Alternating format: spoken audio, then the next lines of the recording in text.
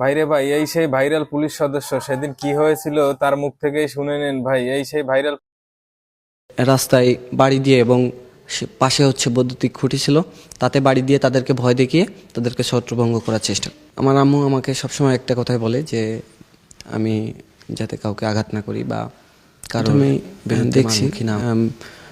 বিভিন্নভাবে মানে বন্ধু বান্ধব তারা মেনশন দিতেছিল বিভিন্ন পোস্টে। তো আম, জন জনমনে যেই ভাষ্যগুলো কমেন্ট দেখলাম, সেখানে অনেকগুলো কমেন্ট ছিল।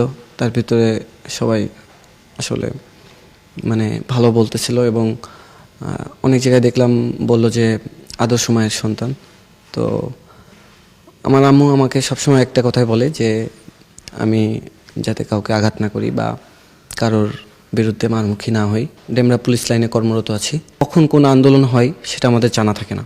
দুপুর নাগাদ একদল আন্দোলনকারী সচিবালয়ের দিকে সচিবালয়ের গেটের দিকে আসতে থাকে এবং সচিবালয়ে প্রবেশ করার চেষ্টা করে। এমন তো অবস্থায় সেখানে তাদেরকে বাধা দেওয়া হয় এবং আমাদের সিনিয়র অফিসার ছিল, তাদেরকে বোঝায় যে সচিবালয় একটি সংরক্ষিত, বাংলাদেশ সরকারের একটি সংরক্ষিত এলাকা, এখানে প্রবেশ করা নিষেধ। তো এখান থেকে আমরা তাদেরকে ওখানে বলা হয় যে তারা যাতে সচিবালয়ে প্রবেশ না করে। সিনিয়র স্যাররা ছিল, তাদের নির্দেশনা মোতাবেক আমরা যথাযথ ব্যবস্থা নিই ওখানে এবং সম্পূর্ণ কম বল প্রয়োগ করে যাতে কারোর ক্ষতি সাধন না হয়।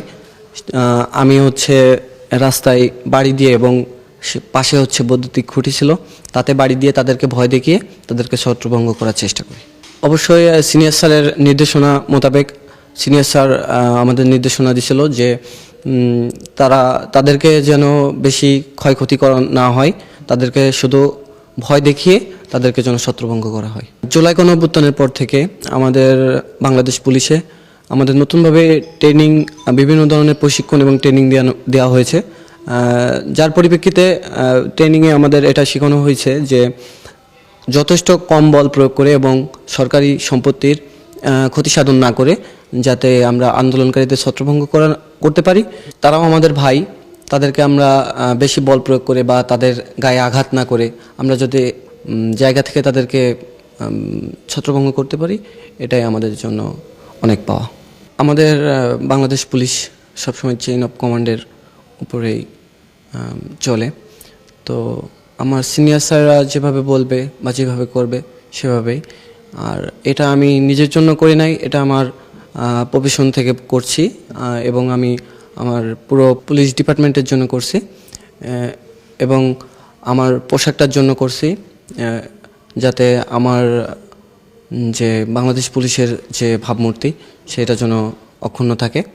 আসলে জনমনে বাংলাদেশ পুলিশের যে ভাবমূর্তি সেটা আমি চাই সবসময় অক্ষুণ্ণ থাকুক। আর বাংলাদেশ পুলিশ সবসময় তাদের পাশে বন্ধুসুলভভাবেই কাজ করে যাক। আমি একজন বাংলাদেশ পুলিশের গর্বিত সৈনিক। আমিও চাই যে দেশের মানুষের জন্য আমি আমার দায়িত্ব পালন এবং কর্তব্য পালন করে যাব। বাংলাদেশ পুলিশ সবসময় আমরা চাই যাতে আমরা বাংলাদেশের জনগণের সাথে কাঁধে কাঁধ মিলিয়ে দেশকে নতুনভাবে গড়তে এবং দেশের আইন শৃঙ্খলা এবং জনগণের জানমাল নিরাপত্তার জন্য আমরা সবসময় জনগণের সাথে থেকে বন্ধুসুলভভাবে আমরা কাজ করতে চাই। আমি পিএম পূর্ব ডিভিশনের সংশ্লিষ্ট যেসব স্যাররা আছে, আমাদের ডিসি মহোদয় স্যার আছে, উনি আমাদের সবসময় ডিউটি যাওয়ার আগে ব্রিফিং করে যে আমরা কিভাবে ডিউটি করব এবং ডিউটিগুলো মানে ডিউটি থেকে যে মানুষের সাথে কিভাবে আচরণ এবং কিভাবে ব্যবহার বা কিভাবে তাদের সাথে যে কোনো পরিস্থিতির মোকাবিলা করতে পারি সেই নির্দেশনাগুলো সবসময় আমরা পাই এবং আমরা এভাবেই জনগণের পাশে থাকতে চাই। বাবা মা ঠিক সেভাবে মানে অনলাইনের সাথে সংযুক্ত না, তো তারা ঠিক মানে বিষয়টি উপলব্ধি করতে পারেনি। তো আমার আশেপাশে যারা ছিল মানে বাসার আশেপাশে, তারা আম্মুকে হয়তো বা দেখাইছে।